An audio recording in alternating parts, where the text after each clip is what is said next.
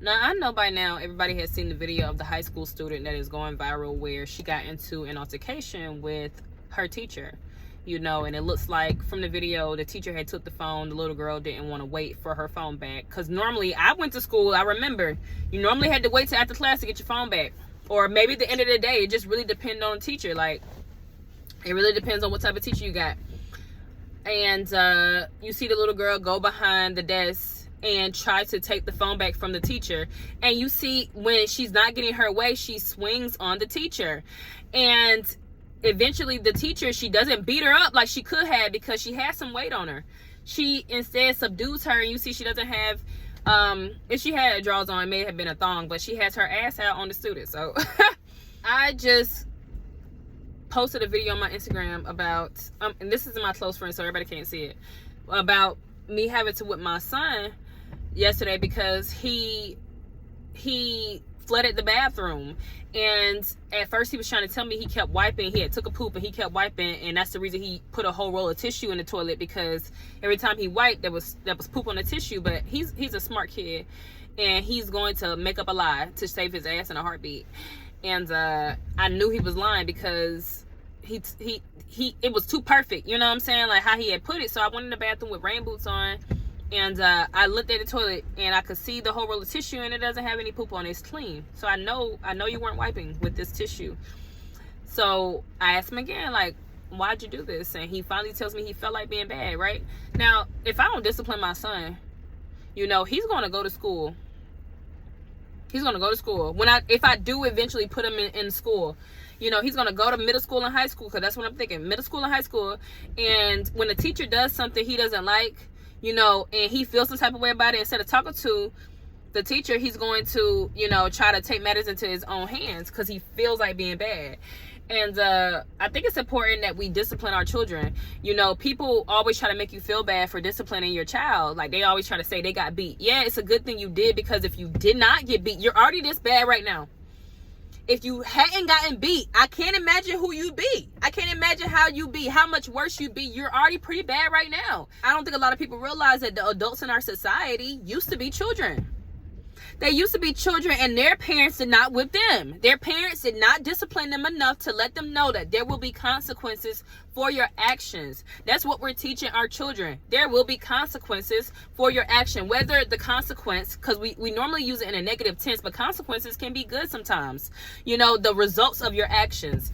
But it's like, if I don't start at home, if you don't start at home, your kid could go to school and act the same way. That little girl's going viral. And I can't imagine what type of mother she has where she thinks that would be cool. I know me, I would never do nothing like that. What? Growing up, I used to get kicked out of class, like little stuff like that. But to go behind the teacher's desk, try to grab your phone back and swing on a teacher, I never seen no stuff like that. So it's just telling me, like, these are the last generation, right? The last generation, not the current one, but this was the generation before them. So, oh no, in 10 years, so my son is gonna be 6 this year. I know in 10 years it's gonna be 10 times worse. Discipline your children. I'm not saying whip their ass, but whip their ass. You understand? You want to establish that type of relationship to where you can at least put the fear of God in them, to where they're going to stop whatever they're doing when they're an adult. You understand? Like, you can't beat them up every day. You can't do that. You can't beat them every day, because there has to be a level of trust that's established between you and your child. This is how you get your child to trust you. Okay? Make it an open door policy. Let them know, like, you come tell me whatever's going on. You come tell me the issue before I find out, because if I find out, it's going to be a problem. But you come tell me before I find out, we could talk it out. 9 times out of 10. But that one time out of 10, to where we can't talk it out, to where I'm going to still beat your butt, even though you came and told me, it's just because I need you to understand, like, this is not normal. This is not what you do. If you're going to decide, listen to the devil and do this, no. Absolutely not. And he flooded my bathroom, and my apartment right now, I don't mind my apartment, but I want to go up when I move out. So it's like, if you think you're going to do this in the next place we go to, boy, you got me bent. You have me bent. So you have to establish those boundaries with your kids, because your kids will try you. You understand? They are new here. They don't know what's going on. They're going to test it, especially a boy. He going to test it. We see these grown men testing us all day, trying it. These grown men are trying it every single day because their parents did not put the belt on their ass. And this is truth.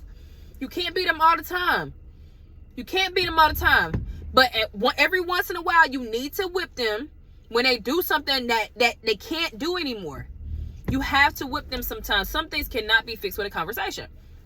We see that a lot, where we see Karens be getting beat up by these black women for calling, them the N-word. It's like, that's the only way you were going to learn. You probably do that all the time. You probably done that before. Because 9 times out of 10, when a white person uses the N-word publicly, like when we see it or we encounter it, they normally do it all the time. It's not like that type of word is not just going to slip unless you say it all the time. So when they say that, it's like, okay, you done tried this before. Let me teach you a lesson. So sometimes you got to get your ass whipped.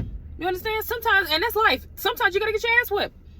If I was out here acting crazy, like, I understand, like, sometimes you got to get your ass whipped, It depends on what type of person you are, but I was a good kid. Pretty good kid, for the most part anyway.